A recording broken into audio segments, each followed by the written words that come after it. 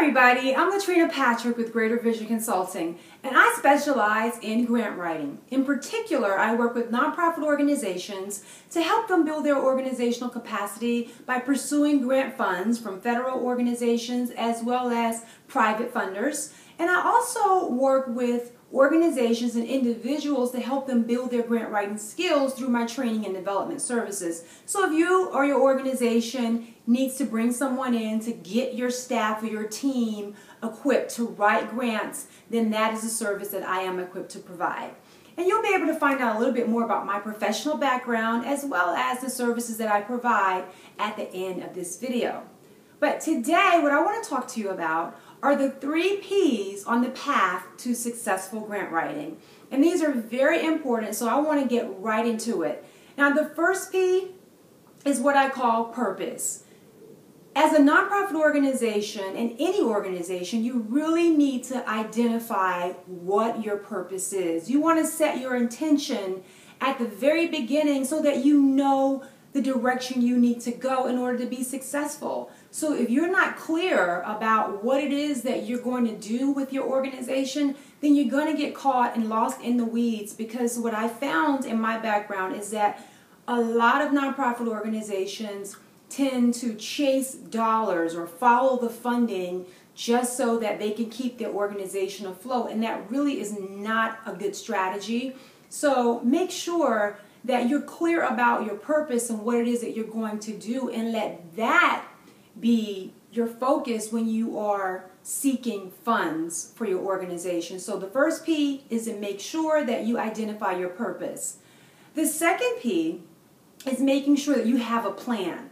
What I have found is that in a lot of cases, people getting into the nonprofit arena tend to think that just because the word nonprofit is attached to the business, they don't consider it to be a real business, and that's the furthest thing from the truth. And what I mean by that is people underestimate the business skills and the business acumen that you need to have to run a successful nonprofit organization. You would not start a traditional business without having a plan. You can't even walk into a bank without having some type of business plan. And it's the same thing when you have a nonprofit organization. I've said before, the only difference between a nonprofit organization and a for-profit organization is what you do with your profits. That's the only difference. Or I should say how you use your profits. And that's really the only difference. You still have to know how to run a business. So you may not refer to your plan for your nonprofit organization as a business plan, which you still could, but I'm being very much discussing about a strategic plan.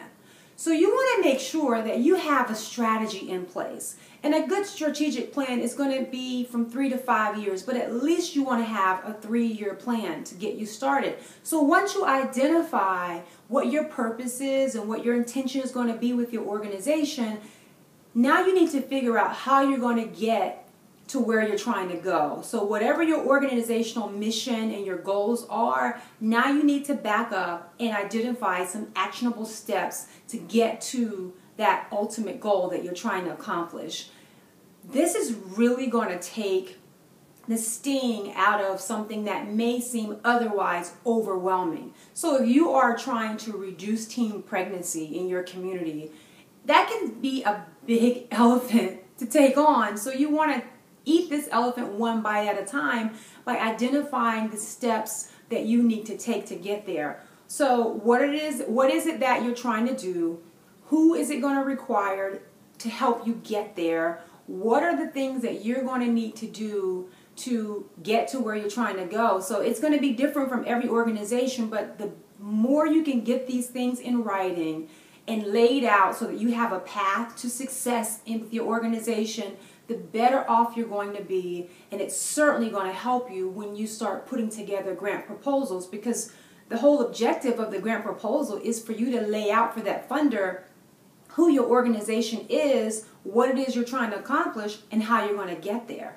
So the second P is to make sure that you have a plan. And finally, the third P on this path to success with grant writing is that you need to have a program. You need to have something that funders want to fund, you need to have something that they want to buy into or they want to invest in. So don't start out trying to pursue grants when you don't even have a real program in mind. Unfortunately, a lot of people have an idea of what they would like to do or some type of vision of what their organization is going to look like, but they don't have anything executed or implemented at the time they're pursuing those grants.